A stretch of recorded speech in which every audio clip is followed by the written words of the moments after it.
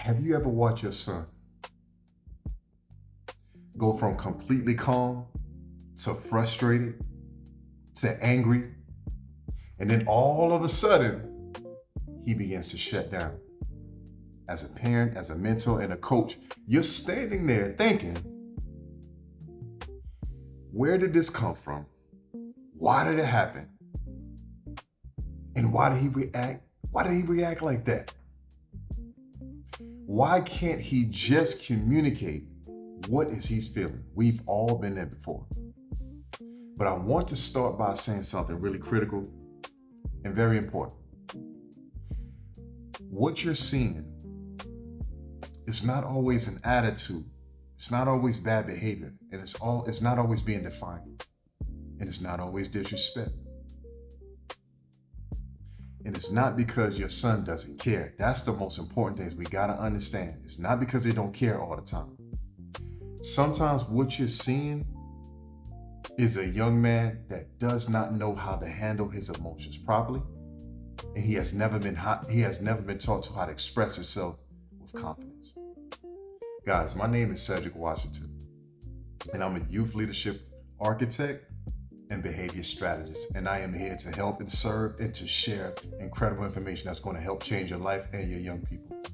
Like, I work with young men, helping them to develop their leadership skills, something so critical in this country that we need right now: emotional intelligence, of course, discipline, and all the skills, real-time skills that they need to be successful in life.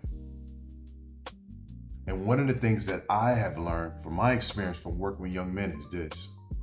This is the thing I had to learn, right? Behavior is often the language they use when they don't have the words to express how they really feel. That's when you got to sit with it. A lot of young men can tell you exactly what they want from the video game.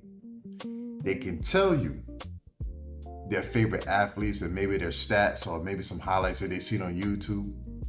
They can tell you what they want for their birthday or a gift they might seen on the TikTok shop, right? We all know. But when we ask them, why are you frustrated? Here comes the crickets in the room. Here comes the awkward silence. What are they feeling right now?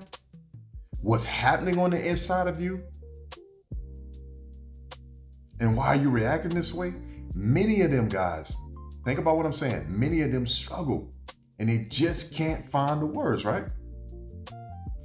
And it's not because they shouldn't have emotions, because it's because they were never trained to how to understand them properly. That was the major breakthrough that I discovered, right? It's like a lot of young boys grow up hearing, man up, be strong, don't cry, right? Boys are tough. You need to get over it. Stand strong, right? We've all heard it. We probably use those words too, right? And we don't show weaknesses, right? Men are strong. But nobody takes time to teach our young men how to process disappointments, how to handle rejection. That was one of the worst ones that hindered me so much as a younger man. How to respond when you feel embarrassed, because we've all been there before, right? Y'all know what I'm talking about. We experienced it. And how to control yourself. How to control yourself when your emotions are louder than the logic you're experiencing. And this is where the problem begins, guys, as parents, as mentors and coaches. This is where it begins, right? Because those emotions are powerful and they need a way to teach them how to communicate. But emotions were never designed to be our ultimate driver, because we know sometimes our emotions can get us in trouble and get us off. But they are information, right? They are the signals, right? They're telling us and they're telling you something is happening inside of us, and we need a way to get it out. But when a young man doesn't understand the signal, guys, mom, dad, parents, coach, and mentor, and begins to react without understanding, now the problem is created. And we begin to see it in the schools. We begin to see it on the practice field. We see it at home, right? And you see it in your relationship, in the disconnect, guys. But I want you to think about this. A simple correction can sometimes turn into an unnecessary argument, guys. A small disagreement would turn into the disrespect for no reason. One simple mistake turns into blaming everyone else and never taking that accountability for their actions, right? And sometimes as parents, as coaches and mentors, we begin to think, my son is just being difficult. Why can't I break through? But think about this, guys. What if he's actually missing a skill and it's not a defiance thing? Think about it like this, right? This is some of the examples I like to use. It's somebody that's driving a car and they've never been taught how to use the brakes, right? Think about it. Somebody's driving a car, but they've never been taught how to use the brake. Then they crash. Would you call that person a bad driver? You wouldn't. Would you say they were would you say that they were never trained and never had the experience that they need to be behind the wheel? Right? It's powerful. Emotional control, guys, works the same way. Like we expect our young men to handle pressure, right? To make the right decision, to do the right things, but they've never been taught how to. And this is why even us as adults, we have to relearn emotional regulation and the foundation of leadership. It's very important because before a young man can lead others, he first has to learn how to lead himself properly and govern his emotion and his mind. And he has to learn, I repeat, he has to learn, it's a non-negotiable, how do I respond? How do I communicate effectively, right? And this is so important. How do I pause before I react? This is one thing I'm always teaching to my young men. Pausing before you react. Because the strongest person in the room, guys, it's not always the loudest person. The strongest person in the room is the one who can manage their emotions through the toughest time and experiences that they're going through, right? But one of the things we have to do is teach our young men, our mentees, our students, as well as our athletes, is we have to take time to breathe, to make good conscious decisions. We have to take time to think before we react, right? We have to share with them the importance and as well as demonstrate before them, guys, because we got to be the change that we want to see, is that we have to model what it looks like to manage your emotion underneath stress. And make no mistake about it, it's not the easiest thing to do in the world, right? It can be very challenging depending on the experience, depending on the environment and the setting. It can be very tough. But watch this, if practice, if done daily, if we make it a focus on, right? Like in our houses, in our schools, in our classroom, that this is the new standard, that this is our law that we live by in our environment, watch this, we'll get better. We'll make the necessary shifts as well. But we have to start with being the change we want to see. We have to start demonstrating in our young men, and we have to start living it before them guys too.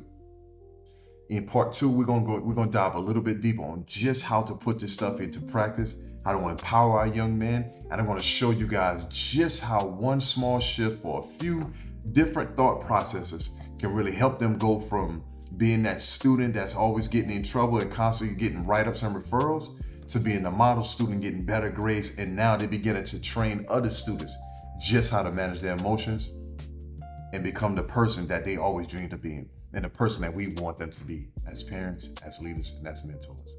Welcome back, guys. And I hope that you learned a lot. I hope that I maybe share some things that really triggered your brain and made you think a little bit different.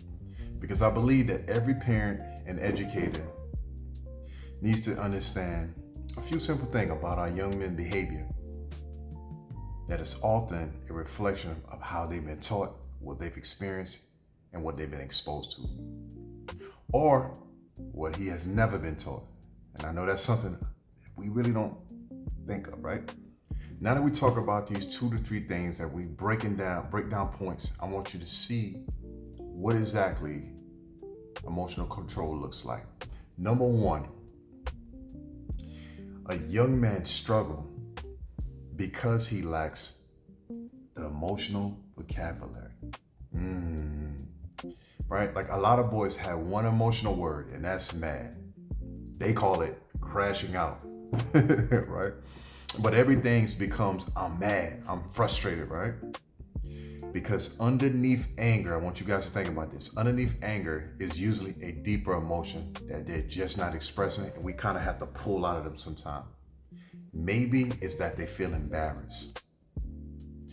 Maybe, like Cedrick, young Cedrick, he feels rejected. Maybe he feels overwhelmed, or maybe he feels pressure to do something or to perform when he doesn't want to. Or maybe he feels like he's failing at everything, he's not good at anything. But he cannot identify what he's feeling and why. He can't manage what he's feeling or what to do. The first tools us as parents, mentors, and coaches we can use is simply this, guys. Instead of saying calm down all the time, think about this. Let's try to get them to ask for help, to understand what's really happening internally so that we can help them through this, right? So one of the things I like to do is ask them, what are you feeling right now? And what do you think caused that feeling? One of the things you're doing is you're teaching them to slow down and to think, something that we don't do in today's society. The second point I want to break down, guys, is that he has not been trained to pause, to reflect, to go internal, right? Leadership is built in the pause. What is the pause, you might ask? It's that moment in between what happened and how you respond. That is the pause. It's the ultimate sign of maturity and growth. And something happens special when someone says something. Something special happened when a situation gets very uncomfortable, but they've trained and they've been taught to take their time and to think, right? The immature response is an immediate reaction, showing up with these, right? Thinking everything is a fight. But the mature response that we want to get them to utilize is to pause, to think, and then to choose. I love that so much. It has helped so many places. The pause helps you to use self-control deliberately. And parents, this is something that we have to model and practice that we probably don't do enough, but we should and we can, right? We cannot wait until our son gets very, very, very angry emotionally and try to teach them control, right? We have to build the skills when things are calm and the situation is clear, right? You practice that through your conversation. You practice that through your daily interaction and help them and talk them through those situations, right? That's how you can create opportunities for growth, because what hasn't been modeled and practiced won't be displayed. The third point I want to break down for you guys is young men need emotional control model. I talked about it a little bit, but here we go. We're going to dive a little bit deeper, right? Children learn by what they see, not just by what they hear. They learn by what they see, not only by what they hear. And the disagreement in the home sometimes can become yelling. And guys, I know we don't want to admit this, but they don't learn from yelling. And every mistake becomes more shame, more rejection, and I can't do anything right. And they like to hide from those mistakes. Y'all know what I'm talking about. But when they see adults, mentors, coaches, and leaders communicate, apologize, and handle intense situation pressures with balance, they understand leaderships and they begin to model those things. And that's the blueprint I want to leave with you guys, and I want you to start practicing in your homes and in your schools and in your classroom. That's the bigger picture, right? The goal is not to raise boys who never get upset, who never make mistakes and are perfect. That's impossible, right? And it won't happen in nobody's time. But the goal is, guys, to raise young men who knows what to do when they're upset. God, that's so good. Even us as adults need this, because emotions are not the enemy. It's the unmanaged emotions that's art. Whew, I said a mouthful there. Take time and think about what I'm saying. A young man who can control himself has the greater ability to make better decisions for himself and the people he's around, and build lasting relationships and handle pressure in a way that we can be proud of him or her, and lead others effectively, because now he begins to manage himself properly. This is why emotional regulation is the first metric in developing future leaders, guys. It is so important because everything starts with the internal. Because leaderships begin internally before it's ever displayed externally, guys. Y'all know what I'm talking about, and we see it every day. If this conversation has helped you understand your son just a little bit better, differently, and gave you some more clues, subscribe. I'd like to share even more with you. This is part of our Kingmaker Leadership Series, and I can't wait to share even more tool tips and strategy. In the next episode, we're going even deeper, guys. That's right. We're going even deeper in the connection between emotional control and how to teach that young man how to take full accountability. That's right, full accountability. But here's the truth, guys. If a young man cannot manage his emotions, he will struggle to take ownership of his actions. My name is Cedrick Washington. I love you to life, and I hope this information has helped you and prepared you to just take our young men to the next level, to empower them to prosper in the classroom and outside the classroom, and become the leader and the sons that we've all know that they can be and gonna be, right? And so sometimes it takes a little bit of encouragement. It takes a little bit of grooming, a lot of grooming, not a little bit, right? A lot of grooming and patience, right? Because they have what it takes, but we have to practice it. They have to practice it. We have to practice it. We have to model it, guys. Key. We have to model it. And then lastly, guys, we got to learn from our mistakes and work on getting better every day. Like we can't prepare for things that we haven't practiced for, right? And so one of the things I've noticed and I've experienced in my young men that I work with as a mentor and as a strategist, guys, is that teaching them the importance of auditing, right? Meaning just, hey, this is what we're working on for the next 3 months. How are you doing with it? Week by week. And what I've noticed is the first few weeks, right? And it always happens. The first few weeks, they kind of catch, yeah, Mr. Washington, I'm getting a little better. I feel myself making some changes, but I just feel like I keep making mistakes. And then a few more weeks go by and I say, hey,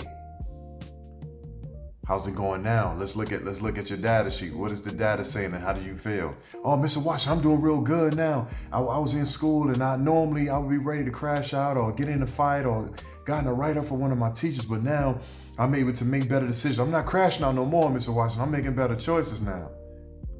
I like that, right? But then a few more weeks go by. And now this young man, he starts to really see himself properly. He begins to really start to manage his emotions better. Watch this, not perfectly, but better, right? Because progress is what we want, not perfection, progress, right? Now he says, I say, hey man, how's it going now, Mr. Washington? I'm doing good, but I see that I still gotta work on not caring about what people says. Like that's the part, Mr. Washington. I realize it held me up for a long time, but watch by Christmas or this time next year, Mr. Washington, I'll be even better. When I get that, y'all heard that. When I get that part where he starts to self-regulate and then he's aware of what we've been telling him, what we've been showing him, and what we've been trying to get him to understand and just really process. Now he's consciously aware of what he's doing and how his emotion is affecting his results. Now we're moving in the right direction. Now he's ready because now he's seeing this thing really works. And not only that, I'm using it in sports, I'm using it in the classroom, and now I'm using it in my personal life with my friends. That's the difference makers. Guys,